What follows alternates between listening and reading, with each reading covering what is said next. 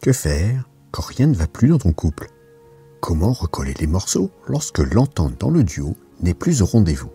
C'est souvent dans ces moments difficiles à vivre que les conseils que je vais pouvoir te donner seront cruciaux. Alors, écoute bien jusqu'au bout pour avoir les meilleures chances d'expérimenter pleinement ta vie à deux. Bonjour à toi, tu es bien sur la chaîne Harmonie Décor. Cette chaîne est principalement destinée à ceux et celles qui souhaitent avoir une vie de couple épanouissante ou qui ont des questions sur la sexualité. Je m'appelle Christophe, je suis thérapeute de couple et sexothérapeute et j'aide à travers mon site harmoniedécor.fr, harmoniedécortoutattaché.fr, grâce à mes articles, mes formations et mes accompagnements, à te donner les meilleures chances d'avoir une vie à deux épanouissante. Avant de voir ce qu'il faut faire pour relancer ton couple, certaines considérations sont à prendre en compte. Pour qu'une possibilité émerge dans la reconstruction d'un couple, il y a un ou plusieurs impératifs qui doivent s'imposer. Tout d'abord, il est important de comprendre qu'il faut évidemment que les deux partenaires aient une volonté commune de raccrocher les wagons. C'est parfois difficile car les tensions ont pu créer des ressentiments de chaque côté. Ainsi, les partenaires ont alors pu devenir de véritables adversaires dans le jeu amoureux. Or, quand on se sent en désaccord, on a tendance, consciemment ou non, à faire exactement l'opposé de ce que l'autre suggère ou souhaite. Pourtant, c'est bien en ayant une réelle volonté commune d'avancer dans le même sens qu'il est possible de parvenir à retrouver une entente de couple. Il faut donc dès le départ s'assurer que les deux partenaires sont dans une dynamique positive pour avoir une envie d'aller de l'avant ensemble pour résoudre les problématiques. Cependant, cela ne suffit pas. Il ne suffit pas de vouloir quelque chose pour l'obtenir. Je vais faire un parallèle imagé. Vous pouvez être tous les deux installés dans une même voiture. Si tu ne remplis pas le réservoir d'essence, la voiture n'ira pas loin. Pour ton couple, c'est pareil. Il est indispensable de mettre de la motivation et d'être moteur. Pour cela, il est important que chacun déploie autant d'énergie que l'autre. Un déséquilibre risque sur la durée de fatiguer celui ou celle qui va avoir l'impression que finalement son ou sa partenaire ne fait pas les efforts nécessaires. Le dernier prérequis pour qu'une tentative de redémarrage en couple fonctionne concerne les sentiments. Il est préférable qu'il n'ait pas entièrement disparu chez l'un et l'autre des membres du duo. Plus l'amour sera encore fort dans le couple et plus les chances de repartir sur de bonnes bases seront élevées. Si ce n'est pas le cas, alors cela risque vraiment d'être très compliqué d'espérer pouvoir bien recommencer. En effet, les sentiments ne se commandent pas. Ils peuvent apparaître mais aussi disparaître totalement. Lorsqu'ils ont déserté, il va falloir beaucoup de travail pour qu'ils reviennent. Ce travail devra être entrepris par chacun. Tu dois cependant garder en tête qu'il n'y a aucune chance que l'amour puisse reprendre comme avant chez celui ou celle dont les sentiments se sont fait la malle. Cependant, il ne faut pas imaginer qu'avec seulement ces prérequis, tout va aller mieux. Bien au contraire, s'il n'y a pas de bouleversement dans le nouveau couple, il est difficile de penser que cela fonctionnera d'une meilleure façon. J'aime bien cette citation que l'on attribue à Albert Einstein.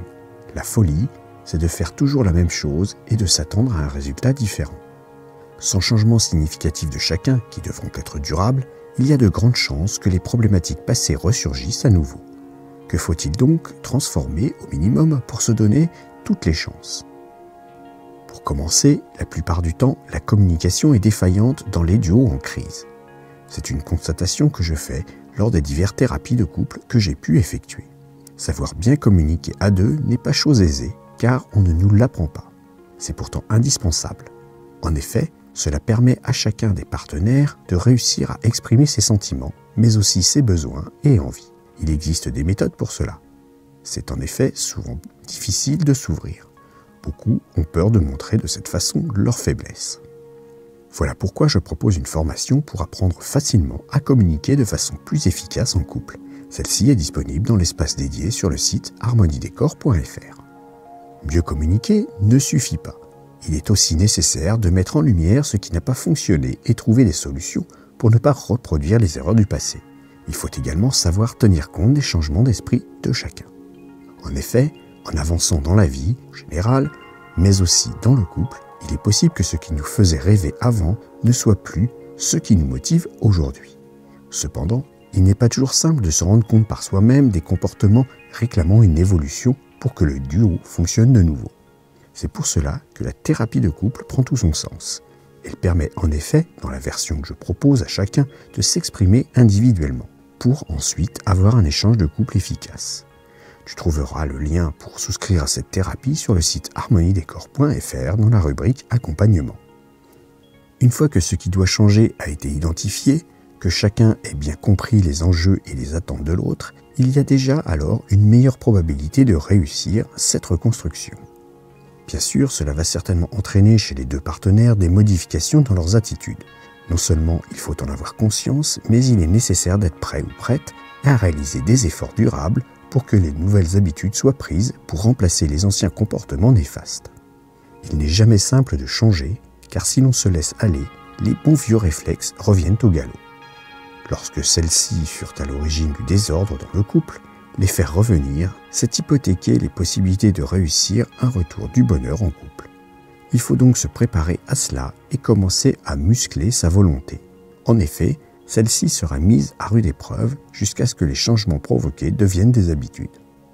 Avant de poursuivre pour savoir comment repartir en couple, je t'invite à t'abonner à la chaîne et à activer la petite cloche pour être averti des nouvelles sorties. Tu peux également partager cette vidéo auprès des personnes qui pourraient en avoir besoin. Et si tu aimes le contenu, eh bien, il te suffit de mettre un petit pouce vers le haut. Souvent, c'est la dynamique de couple qui est cassée. Les deux partenaires ne font plus en fonction de l'autre, mais seulement par rapport à leurs propres besoins.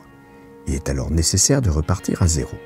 Or, ce qui se passait au début de la relation, c'était une mise en place d'une séduction réciproque. C'est donc à cela qu'il faut revenir. Retrouver le besoin de reconquérir son ou sa partenaire. Bien trop souvent, le couple souffre justement de cette suffisance et de cette croyance qu'une fois ensemble, il n'est plus obligatoire de rester dans la séduction. On a tendance aussi à se laisser aller. On fait moins attention à soi et à l'autre. On ne porte plus ces petites attentions qui changent tout. Il faut donc retrouver le chemin vers cette séduction primale. Chacun doit garder à l'esprit qu'il se doit de reconquérir son ou sa partenaire. Cependant, il faudra poursuivre cet effort tout au long de la suite de la relation pour ne pas retomber dans les mêmes travers. Bien sûr, pour que cela fonctionne de nouveau, il sera nécessaire de mettre de côté les griefs du passé. Tu dois en effet faire table rase des antécédents de chacun, effacer l'ardoise pour finir par repartir sur une voie vierge de toute récrimination. Si vous n'arrivez pas à faire cela, le redémarrage risque d'être très rapidement mis à mal par les défauts du passé qui reviendront alors tourmenter l'harmonie du couple. Ce n'est jamais facile de mettre de côté ce qu'on a en travers de la gorge et de pardonner. Cependant, réussir cela est aussi une très belle preuve d'amour. Tu dois aussi comprendre que votre langage doit évoluer. Les mots que vous employez sont lourds de signification. Pourquoi est-ce important ? Tout simplement parce que les mots que l'on utilise pour évoquer l'amour sont fortement porteurs de sens. Ce sera une nouvelle version du couple. Il est donc également essentiel de modifier la façon de s'exprimer à l'autre. Si vous vous donnez des petits noms entre vous, je vous invite vivement à en changer. Il faudra aussi s'habituer à complimenter plus souvent. Il est primordial d'avoir des marques de reconnaissance dans le couple. Je l'ai déjà mentionné dans cette vidéo que je t'invite à regarder en cliquant ici en haut à droite ou dans la description. Pour finir, il sera nécessaire, tout comme vous le faisiez dans les premiers moments, de passer du temps ensemble. Revoir le partage des tâches domestiques ainsi que l'organisation de la maison peut aussi aider à bien redémarrer. Il y a toujours de nouvelles activités à essayer. C'est en général salutaire de découvrir à deux de nouveaux domaines. Dans ce jeu de séduction, vous devez renouer avec les relations intimes. Il faudra, si possible, tout comme au début de votre aventure, y aller progressivement. Pour commencer, les baisers devront prendre une large place, car ils ont très certainement dû déserter la relation. Ensuite, tu devras retrouver le chemin des caresses et des contacts. Pour finir, il sera important de renouveler aussi votre façon de faire l'amour en y apportant un peu d'innovation. Il y a beaucoup de manières de le faire, il suffit d'être imaginatif ou imaginative. J'espère maintenant que tu trouveras les voies qui permettront à ton couple de rebondir après une période difficile. C'est malheureusement assez courant qu'une brouille au départ anodine s'envenime au point de mettre en péril ton ménage. Savoir comment réussir à nouveau inviter l'amour et la passion est une carte maîtresse dans la prospérité d'un couple. Je te propose de me dire dans les commentaires si tu as déjà dû sauver ton couple et ce que tu as fait pour resserrer les liens. Merci d'avoir écouté cette vidéo. Pour aller un peu plus loin et rejoindre le cercle des fins connaisseurs pour une sexualité épanouie, je te conseille de t'abonner à la newsletter. Tu retrouveras l'article complet, il te donnera plus de conseils et des astuces. Abonne-toi à la chaîne, active le petit pouce bleu, éventuellement ajoute un commentaire et à bientôt.